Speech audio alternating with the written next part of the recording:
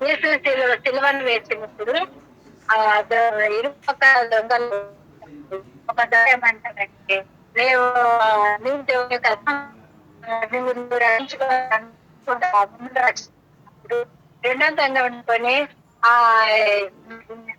అట్లా అనకూడదు. ఏమంటే మనము తప్పు చేసినాము.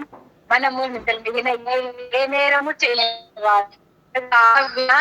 దేవుడు అనుకొని ఆయన గ్రహించినాడు.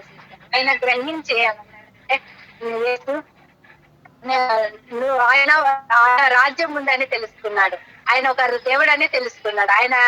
ఆయన రాజ్య పరిపాలన చేస్తాడని తెలుసుకుని ఏమన్నాడంటే దొంగ, ఆ అప్పుడు ఏమంటా యేసు మమ్మల్ని నీ రాజ్యంలో ఉన్నప్పుడు నన్ను జ్ఞాపకం చేసుకోమన్నాడు. అప్పుడే వెంటనే దేవుడు ఏమంటారు, నీవు నేడు నాతో కూడా పరదేశుడు. ఎంత గొప్ప దేవుడు అంటే లాస్ట్ ఛాన్స్ లో కూడా ఆయన కృప చూపే దేవుడు, ఆయన కనికరించే దేవుడు. ఆయన ఎలా విన్నాడు అంటే దేవుడు ఫస్ట్ ఆయన దేవుడాన్ని గుర్తించినాడు. ఆయన ఆ రాజ్యం అందని గ్రహించినాడు. ఆయన క్షమించే దేవుడని గ్రహించినాడు. ఆయన కృప చూపే దేవుడని గ్రహించినాడు కనుక ఆయనను ఆ దొంగ వెంటనే ఆయన పశ్చాత్తపడినప్పుడు లాస్ట్ లిమిట్ లోనే ఆయన ఒక్క సెకండ్ లోనే ఆయన పరలోక రాజ్యానికి వారు. ఎంత గొప్ప దేవుడు కదా!